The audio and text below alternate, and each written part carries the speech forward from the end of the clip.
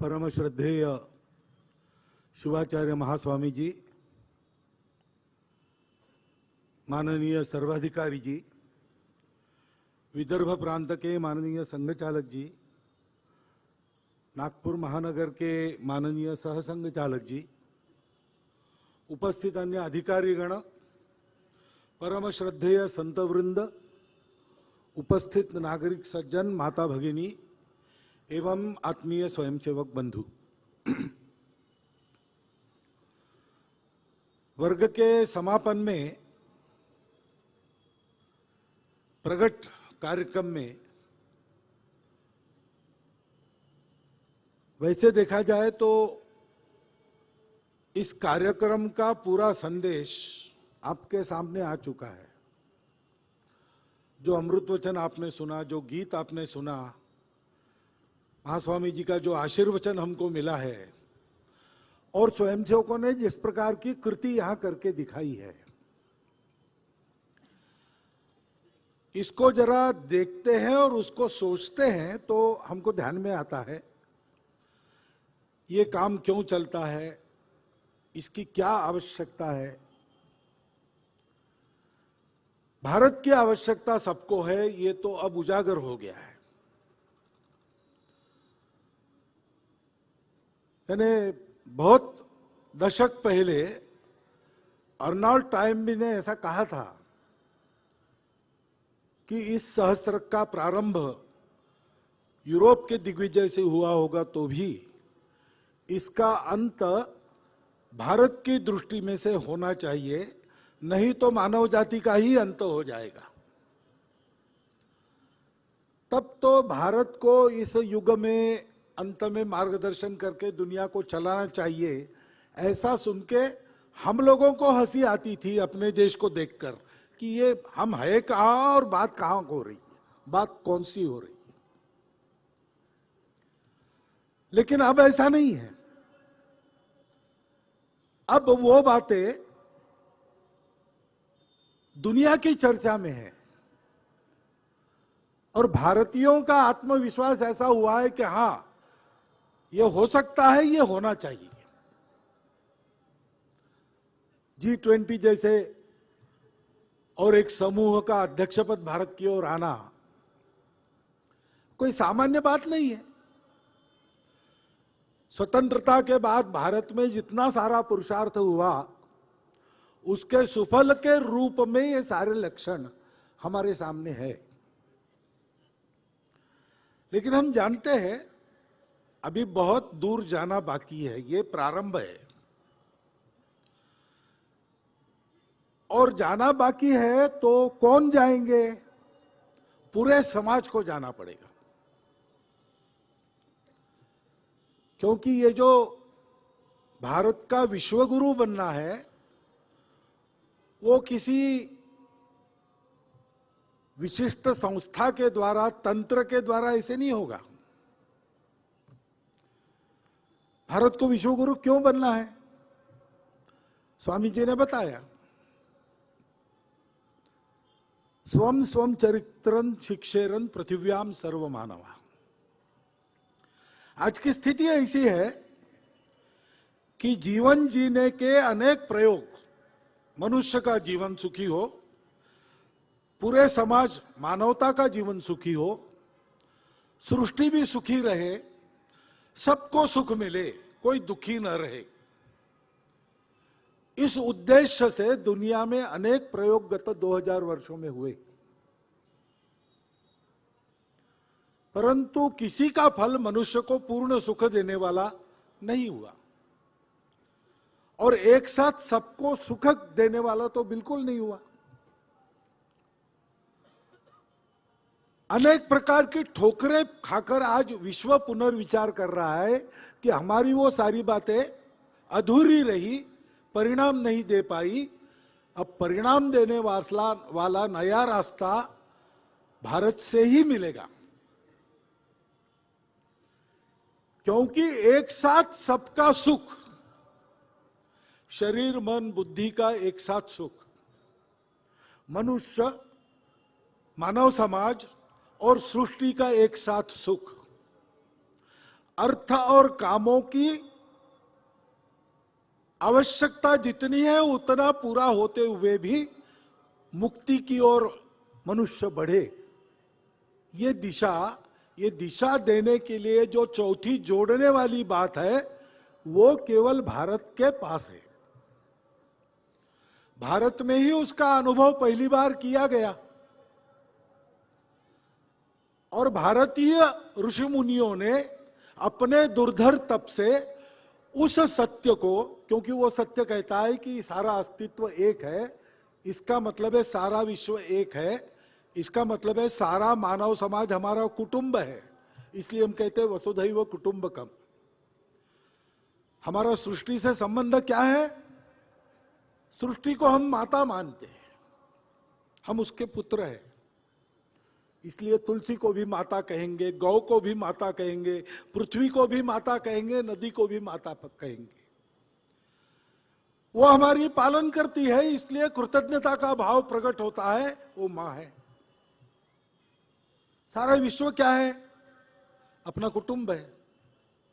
अगर ऐसा है तो हमको जो जोड़ने वाली बात मिली, जो सबका सुख एक साथ प्रदान करती है, वो सारे विश्व को देनी चाहिए। उसके लिए एक समर्थ राष्ट्र की उत्पत्ति उन्होंने की, बहुत परिश्रम किया, कितने लोगों को शिक्षित करना पड़ा होगा ऐसा एक पूरा राष्ट्र जगाने के लिए। वर्णन आता है वेदों में, भद्रमिच्छन्त ऋषयः स्वर्विधा तपो दीक्षाम उपसेदुरग्रे ततो राष्ट्रम बलम ओजश्च जातम। विश्व कल्याण की कामना करने वाले ऋषियों ने दुर्धर तप के द्वारा जो किया, उसमें से अपने राष्ट्र की बल की ओज की उत्पत्ति हुई। और इसलिए इस राष्ट्र को हिंदू कहा जाता है। स्वामी जी ने बताया, हिंदू सर्वपंथ समादर को लेकर चलता है। क्यों? इसलिए कि हिंदू किसी एक पूजा का नाम नहीं है। हिंदू जानता है परंपरा से कि वो सत्य एक ही है, सब उसकी ही पूजा करते हैं, सर्वदेव नमस्कारम वही जाता है। जो जिस भाव से मेरी प्रार्थना करता है मैं उसको प्राप्त होता हूं, उसी भाव से।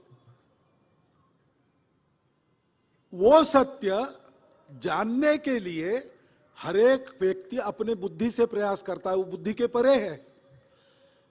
वो अनुभव करने वालों को वर्णन करना नहीं आता, क्योंकि वर्णन करने जाएंगे तो वो अपनी बुद्धि के मर्यादा में सीमित होता है। और इसलिए ऐसे अनिर्वचनीय सत्य की अनुभूति करने के रास्ते एक एक व्यक्ति के अलग हो सकते हैं। अलग होने से बिगड़ता नहीं, रास्ता समान होने की आवश्यकता नहीं, गंतव्य एक चाहिए। एकम सद विप्राह बहुधा वदन्ति, ऐसा जो मानते हैं। और इसलिए यूनिटी के लिए यूनिफॉर्मिटी आवश्यक नहीं समझते। डाइवर्सिटी को लेकर हम जी सकते हैं, सब डाइवर्सिटी साथ में चल सकती है, क्योंकि diversities are the multiple expressions of same unity. ये जानने वाला व्यक्ति हिंदू है। परंपरा से भारत में इसका अनुभव किया गया, भारत में इसका विकास हो गया। भारतीय पंथ संप्रदायों के लोगों में, भारतीय प्रांतों के लोगों में, भारत में जितने विभिन्न प्रकार मनुष्यों के माने जाते, उन सब प्रकार के लोगों ने अपना अलग अलग वैशिष्ट्य, उसका तो रक्षण किया, उसका सम्मान किया, सबके वैशिष्ट्यों का सम्मान किया। लेकिन इस एक बड़ी बात को लेकर वो एक समाज बन गए, विविधताओं को रखते हुए। ऐसा दुनिया में और कहीं नहीं है। और इसलिए भारत को एक नाम दिया गया, सिंधु नदी के उस पार के लोग। स का ह होता है, हम हिंदू हो गए। हिंदू परंपरा से भारत का रहिवासी और भारत का उत्तरदायी है। और हिंदू कौन है, इसका असली उत्तर यह है कि जो भारत को अपना मानता है, भारत की भक्ति जिसके मन में है, जो इस प्रकार एकत्व का परिचय देने वाली सबको साथ लेकर चलना सिखाने वाली सद्भावी संस्कृति है। ऐसा चलने के लिए संयम सिखाती है, कृतज्ञता सिखाती है, उस संस्कृति के संस्कारों के अंदर चलने का प्रयास करने वाला। और ऐसी इस संस्कृति को संवर्धित सुरक्षित करने के लिए जिन पूर्वजों ने त्याग बलिदान किया, खून बहाया, पसीना बहाया, बलिदान दिया, उनका गौरव मन में रखकर उनके आदर्शों का अनुसरण जो करता है वो हिंदू है। चाहे वो भाषा कोई बोले, चाहे वो किसी की पूजा करे या न भी करे, चाहे वो कपड़ा किसी प्रकार पहने, खान पान रीति रिवाज कुछ भी रखे, चाहे वो किसी घर में किसी जाति में जन्मा हो, किसी प्रांत का रहने वाला हो, हिंदू इन सब की वैशिष्ट्यता को कायम रखते हुए, सुरक्षित रखते हुए, इन सब को अपने आप में समाकर एक समाज बनाता है, वो हिंदू है। और वो उत्तरदायी है भारत के लिए। इसलिए ऐसे हिंदू समाज का संगठन करना, वो समाज जब बलशील युक्त होकर, गीत में कहा गया शील, शक्ति और प्रेम 3 शब्द है। शक्ति का महत्व है दुनिया में, दुर्बलों को कोई नहीं पूछता, अच्छी बात भी दुर्बल लोगों की है, कोई सुनता नहीं, और दुनिया के दुष्ट दुर्बल लोगों के ही पीछे पड़ते, क्योंकि सबलों के पीछे पड़ेंगे तो मार खाएंगे। तो जो अशक्त है उसको सब दबाते, किसका बलि देते हैं, जहां बलि होता है वहां। अश्वम घोड़ा नहीं लात मारेगा या भाग जाएगा, सामर्थ्य है उसका। अश्वम नहीं व गजम नहीं व हाथी तो उठा के फेंक देगा। एक बार उसका अपराध किसी ने किया है तो जाके रौन देता है और ध्यान में रखता है, उपकार करने वालों को तकलीफ नहीं देता, अपकार करने वालों को मूल से उखाड़ के फेंक देता है। यह हाथी का स्वभाव है। गजम नहीं वो व्याघ्रम, बाघ नहीं, अरे बाबा बाघ को कौन छुएगा, व्याघ्रम नहीं चाहिए। फिर कौन, अजापुत्रम बलिम दद्यार, बकरी के बच्चे की बलि दो। देव भी दुर्बल की बलि मांगते हैं, देवो दुर्बल घातका। यह एक प्रकृति का सत्य है, सारी दुनिया उसको मानती है, सारी दुनिया कहती है सर्वाइवल ऑफ द फिटेस्ट। लेकिन दुनिया यहां रुक जाती है। भारत इस सत्य को पाने के बाद इसके आगे जाकर सोचता है, अगर सर्वाइवल ऑफ फिटेस्ट ये सत्य है और सारी सृष्टि में हम ही है, जो हम में है वही सारी सृष्टि में है, तो इसका मतलब है कि फिटेस्ट की ड्यूटी है कि वो सबके सर्वाइवल के लिए मदद करे, सबका प्रोटेक्शन प्रोवाइड करे। दुर्बलों की रक्षा सबलों का कर्तव्य है। यहां से शील का जन्म होता है। 2 प्रकार का शील है, एक व्यक्तिगत चारित्र्य है, मनुष्य को सत्यवचनी होना चाहिए, मनुष्य को अहिंसक होना चाहिए, मनुष्य को संयम पालन करने वाला रहना चाहिए, मनुष्य को संग्रह नहीं करना चाहिए। 10 नियम है, यम और नियम हम कहते हैं, संपूर्ण मानवता के लिए अत्यंत उपयुक्त है, किसी एक की बपौती नहीं है। भारतीय सभी पंथ संप्रदाय सब में एक देखो इससे शुरू होते हैं और इन 10 नियमों से आचरण करने पर उनका उपदेश समाप्त होता है।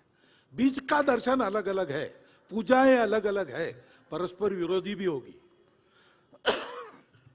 और वैसे देखा जाए तो रामकृष्ण परमहंस जैसे संतों ने भारत में बाहर से आई उपासना को भी करके देखा और यही बताया कि अंतिम उपलब्धि तो एक ही है, झगड़ा किस बात का है, जो तो मत तो पथ। ये व्यक्तिगत चारित्र्य है। हर एक राष्ट्र का भी अपना शील होता है। हर एक राष्ट्र का जो उगम होता है सृष्टि में, उसका कोई कारण रहता है। उस राष्ट्र को, सारी दुनिया को एक सत्य देना है, उसके लिए वो पैदा होता है, उस सत्य को लेकर बड़ा होता है। उस सत्य को सारी दुनिया को समझाने के बाद काम पूरा हो गया, उसका विलय हो जाता है, स्वयं विलीन हो जाता है, अथवा बाकी दुनिया उसको नष्ट कर देती है। अपने अपने राष्ट्र के सत्य को शिरोधार्य मानकर अपने जीवन की रचना करना, दुनिया में उस सत्य को बढ़ावा देने के लिए अपने व्यक्तिगत स्वार्थ को भी मर्यादित करना, इसको कहते हैं राष्ट्रीय चरित्र। हमारा राष्ट्रीय चरित्र क्या है?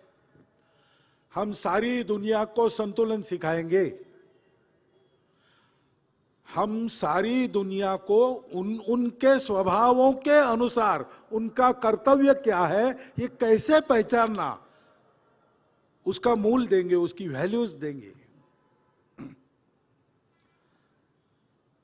हम सारी दुनिया को जीवन का ऐसा तरीका देंगे जो सदा सर्वदा आनंद देने वाला, सुख देने वाला है। तथागत कहते हैं अंत में, मध्य में और आदि में सर्वत्र सुखदायक, आनंददायक। हम इस प्रकार का जीवन का तरीका अपना बनाएंगे और ऐसा जीवन का तरीका दुनिया में रहे, क्योंकि वो सारी दुनिया को सुखी करेगा, इसलिए काम करेंगे। उसके लिए हम अपने राष्ट्र को बलवान रखेंगे। हो सकता है उसमें मेरे अपने कुछ उसूल हमको पीछे रखने पड़ेंगे, हो सकता है उसके लिए मेरे अपने स्वार्थ मुझे छोड़ने पड़ेंगे। ये होता है राष्ट्रीय चारित्र्य, राष्ट्रीय शील। और ये हम क्यों करेंगे? हमको क्या करना है सारी दुनिया में? हमको दुनिया को जीतना नहीं है, हमको दुनिया को जोड़ना है। संघ में हम प्रार्थना करते, शक्ति मांगते भगवान से, अजय्यांच विश्वस्य देहि स शक्ति। यानी क्या? संपूर्ण विश्व को जीतने वाली शक्ति, ऐसा अर्थ नहीं है उसका अर्थ यह है विश्व में कोई हमको जीत ना सके, क्योंकि ये काम करना है तो हमको साबुत रहना पड़ेगा। और विश्व में दुष्ट शक्तियां है। आज भी भारत न बढ़े, भारत टूट जाए, इसके प्रयास उन शक्तियों के द्वारा और उनके हस्तक्षेप के द्वारा चलते हैं। रोज का अपना अनुभव है, स्वतंत्र भारत में भी चलती है। छोटी छोटी भावनाओं को हवा देकर, आपस में लड़ाइयां लगाकर, उनके आग पर अपने स्वार्थ की रोटी सेकने वाले यहां पर भी है। व्यक्तिगत चारित्र है, राष्ट्रीय चारित्र नहीं है। इसलिए हम कहते हैं कि हमको कोई जीत न सके, हमको किसी को जीतना नहीं है, हम सबको जीत सके, ऐसा हमने शक्ति का स्वरूप नहीं माना। क्यों? क्योंकि सब हमारे हैं, किसको जीते हम? अगर जीतना है तो हम अब स्वयं को जीतेंगे। जो स्वयं को जीतता है उसने सारी दुनिया पर विजय पा लिया, यह हमारी मान्यता है। क्योंकि सारा विश्व हमारा कुटुंब है, तो हम विश्व से प्रेम का नाता रखते हैं। और इसलिए गीत में शील, शक्ति और प्रेम ऐसा कहा गया। शक्ति को शील और प्रेम की मर्यादा में रखा गया है, तब वो सच शक्ति बनती है। हिंदू समाज को ऐसा शक्ति संपन्न हम बनाना चाहते हैं, इस राष्ट्र को ऐसा बनाने के तरफ ले जाने वाला समाज हम खड़ा करना चाहते हैं, जिससे दुनिया की सारी समस्याओं से उसको निजात मिलने वाली है। अब कोई दूसरा रास्ता बचा नहीं है, तो ये तो होना ही पड़ेगा। एक तरह से भारत का ये ईश्वर प्रदत्त कर्तव्य है और उसको करने का समय आ गया है। और इसलिए इस प्रकार की कृति अपनी बने, इस प्रकार का जीवन अपना बने। कभी कभी लगता है कि जीवन कैसा बने, स्वयंसेवकों को तो हम सिखाते ही है, हम केवल बुद्धि से नहीं सिखाते, हम उनकी आदत बनाते। उस आदत से स्वयंसेवक है, सारे देश से आए हैं, अनेक उनके प्रांत है, अनेक उनकी पृष्ठभूमियां है, सबके स्वभाव अलग अलग, ये सारी विविधता होने के कारण अलग अलग शैली रहेगी, दिखने में अलग अलग कृति रहेगी, लेकिन चार बातें पक्की मिलेगी आपको। पहली बात है देश का अर्चन, देश की पूजा। यानी रोज हल्दी कुंकू लेकर वो देश के प्रतिमा पर या भारत माता की मूर्ति पर या चित्र पर फूल चढ़ाते, ऐसा नहीं है। अपने आप पूजा वह मानी गई है जब जिसकी पूजा करते वैसा होने का हम प्रयास करते और उसको हम सर्वश्रेष्ठ मानते हैं। हम भारत माता के वैभव के लिए काम करते, भारत माता की जय के लिए काम करते, तो हम भारत माता की पूजा करते। इसका मतलब हम भारत को जानकर भारत जैसा बनने का प्रयास करते हैं। हम भारत को जानना चाहते हैं, हम भारत को मानना चाहते हैं और हम भारत बनना चाहते हैं। हम सबको ऐसा बनने की आवश्यकता है। ये जो संघ का काम है वो संघ का काम थोड़ी है, हम सबका काम है। सब ऐसा करे इसलिए संघ नाम लेके कुछ लोगों को करना पड़ रहा है। जब सब ऐसे बन जाएंगे तो ये नाम की पट्टी भी हट जाएगी। संघ को अपना नाम रोशन नहीं करना है, संघ को ऐसा समाज बनाना है। और हमारा स्वयं सेवक भारत की जो परंपरा है, संस्कृति है, रीति रिवाज है, देशानुकूल और युगानुकूल रूप में उनको अपने जीवन की आदत बनाता है। हम सबको ऐसा करना पड़ेगा। हम आत्मनिर्भर भारत को बनाना चाहते हैं। हम नकलची होंगे तो आत्मनिर्भर नहीं बनेंगे। हमको भारत को जानना पड़ेगा, हमको भारत के साथ तन्मय होना पड़ेगा। और आज के युग में आज अपने देश के लिए जितना प्रासंगिक है वो लेके, जो अप्रासंगिक है उसको छोड़ के, सारी दुनिया से जो ज्ञान आता है उसमें अगर कुछ लेने लायक है तो वो स्वीकार करके भारत के मूल तत्वों के आधार पर युगानुकूल भारत का नया रूप खड़ा करना पड़ेगा। इसके लिए स्वयंसेवक अभ्यास करते हैं, समाज को भी करना पड़ेगा। और दूसरी बात है कि अपने आराध्य को सर्वश्रेष्ठ मानना है। जातियां भारत में है, जातियों का गौरव भी लोगों में रहता है, ऐसा गौरव रहना कोई पाप नहीं है। अपनी अपनी भाषा का अभिमान होना चाहिए। सभी भारतीय भाषाएं हमारी मातृभाषाएं हैं, हमारे लोगों की मातृभाषाएं हैं, वो हमारी राष्ट्रीय भाषा है। अपनी अपनी मातृभाषा का अच्छा ज्ञान होना चाहिए और आपस में व्यवहार किसी एक भाषा में करना चाहिए, भारतीय भाषा में करना चाहिए। अनेक प्रांत है, लेकिन ये सारे प्रांत भारत के प्रांत है, भारत के प्रांत है।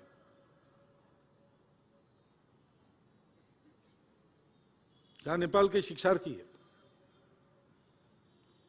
उनको बहुत खराब लगा जब किसी ने कहा कि नेपाल भारत से अलग हुआ। उन्होंने कहा ये अलग होने वाली बात क्या है, हम तो पहले से अलग राज्य थे।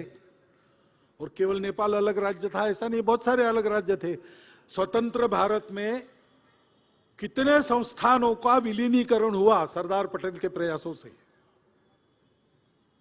क्योंकि व्यवस्थाएं अलग अलग होने से देश अलग नहीं होता, राष्ट्र अलग नहीं होता, हम एक है, हम एक है। विविधताओं के बावजूद है, क्योंकि विविधता अपने जगह पर है, उसका सम्मान है, स्वीकार है, परंतु राष्ट्र हमारा सर्वोपरि है। हम अगर भारत माता की अर्चना करते हैं तो सबसे बड़ा भारत है, बाकी सब उसके बाद में, बाकी सब उसके लिए, उसके काम में आता है तो हमारा, उसके आड़े आता है तो हमारा नहीं है। ऐसा भाव मन में लेकर भारत की सेवा के लिए प्रयास करना, यह है देशार्चन। दूसरी बात है सद्भावना। सारे समाज को यह करना पड़ेगा तो सारे समाज को जोड़ना पड़ेगा। और इतनी सारी विविधताएं हैं और कुछ ऐसा इतिहास भी है कि आपस में थोड़ी थोड़ी कटुता भी है, क्योंकि हमने ही किया, हम अपने आप को भूल गए, भेदभाव किया, हम ही लड़ गए आपस में, उसके कुछ संस्कार अभी शेष है। मराठी में कहावत है की होळी संपली पण शिमगा नहीं संपला।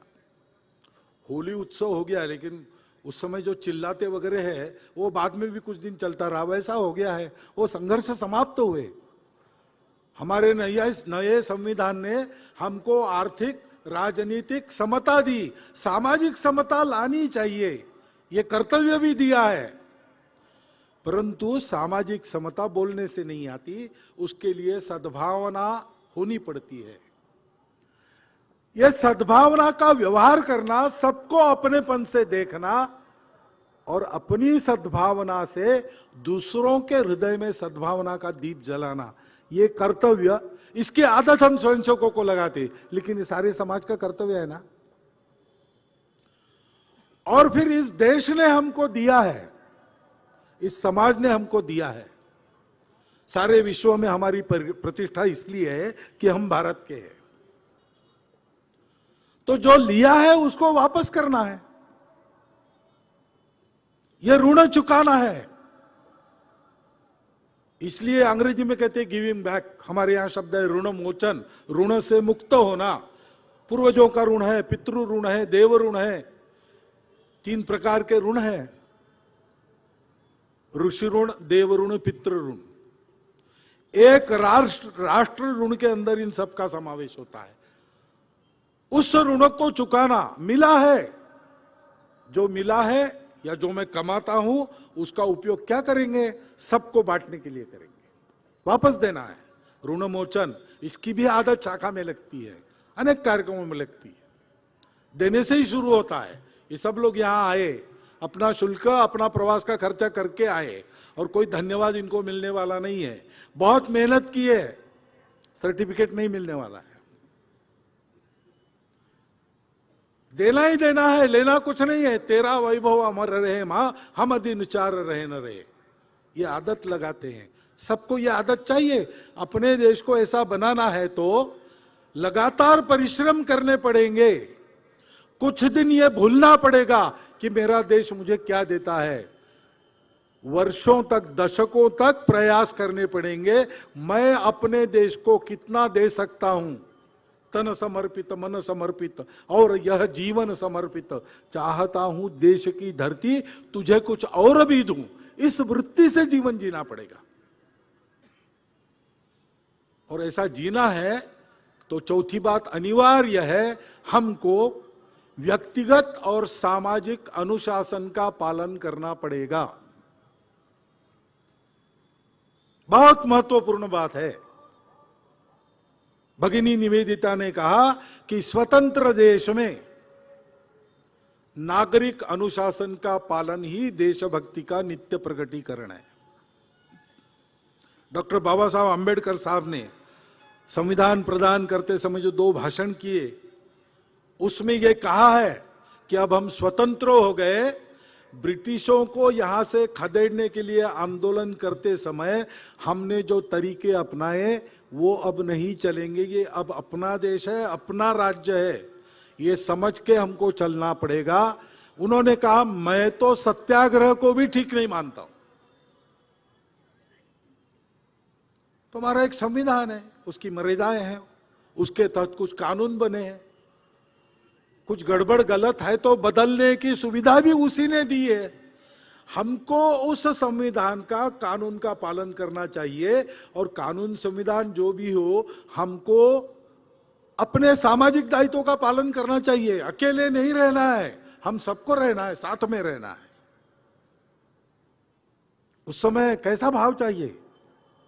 पूजनीय बाबा साहब बताते थे एक कहानी कि लड़ाई में आहत एक सैनिक और एक जनरल पड़े थे मैदान में। लड़ाई चल रही थी, लड़ाई समाप्त तो हो गई। आ गया मेडिकल बटालियन, देखते देखते ये पड़े थे तो बैंडेज करने वाले पीछे से आएंगे, स्ट्रेचर वाले पीछे से आएंगे, अभी तो पानी पिलाओ। जनरल के पास गए, पानी देने के लिए। जनरल ने कहा रुको, वो वहां सोल्जर पड़ा है ना, उसको दो। उसने कहा सर आप ऑफिसर, उन्हें ऑफिसर को नहीं, दाई नीड इज ग्रेटर, तुम्हारी आवश्यकता ज्यादा है। इस स्पिरिट से हमको एक दूसरे को देखना पड़ेगा, अपने देश को देखना पड़ेगा।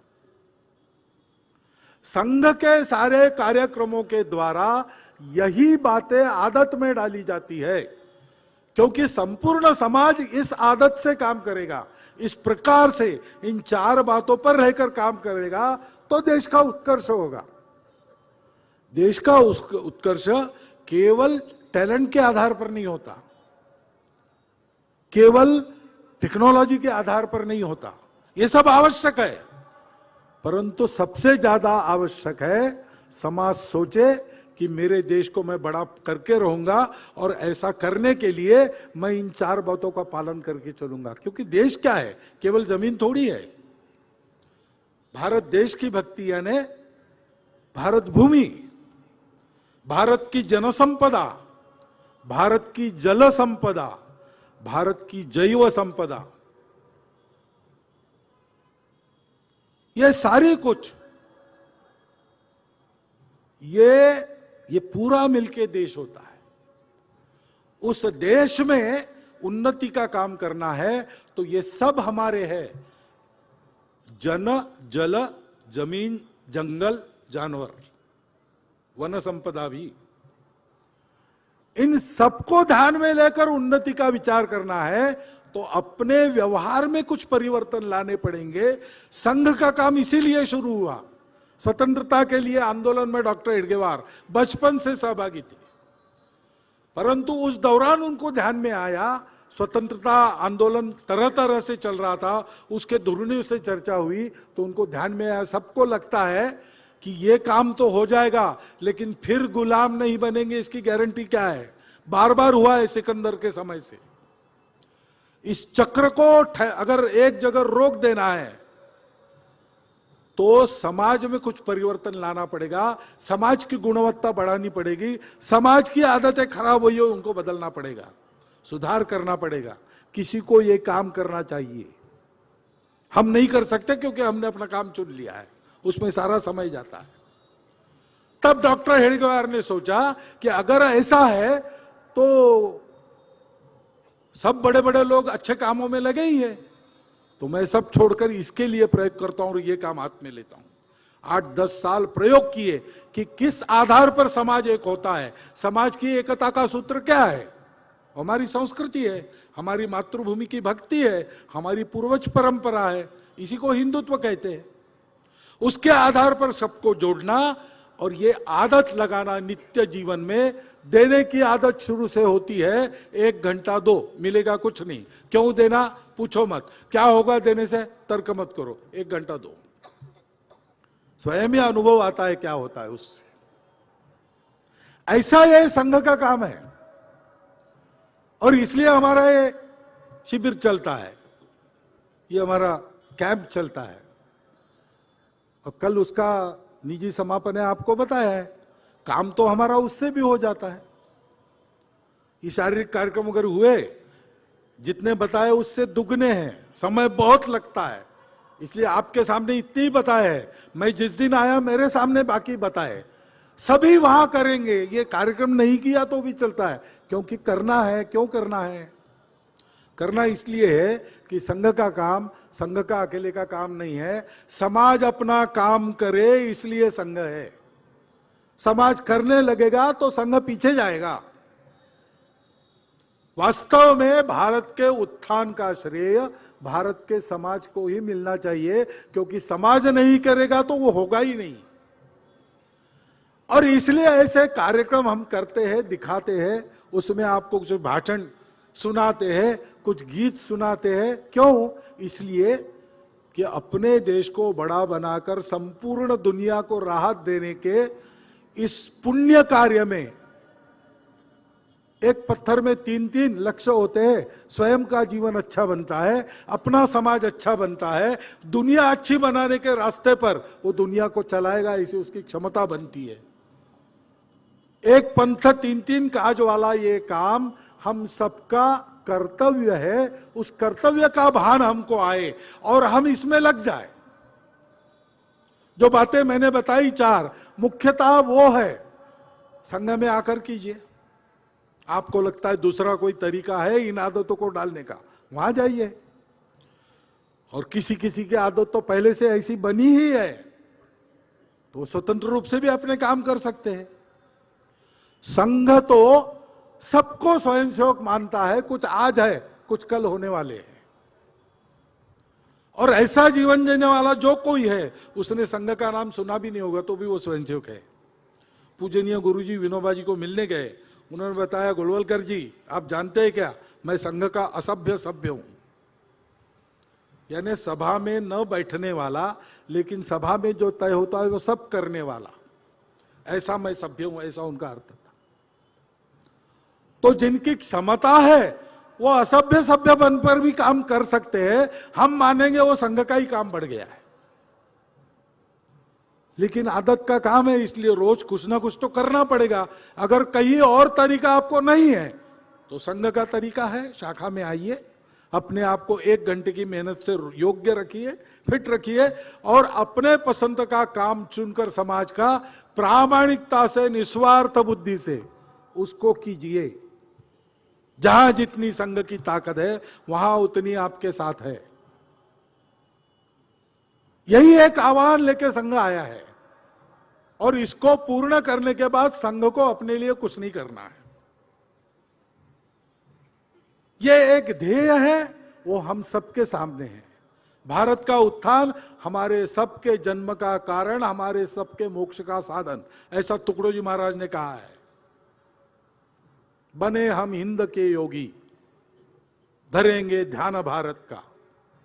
उस आवाहन को मेरे अपने शब्दों में आपके स्मरण के लिए मैं आपके सामने रखता हूं और इस कार्य के लिए कार्यकर्ता बनने का आह्वान देते हुए अपने 4 शब्द समाप्त करता हूं।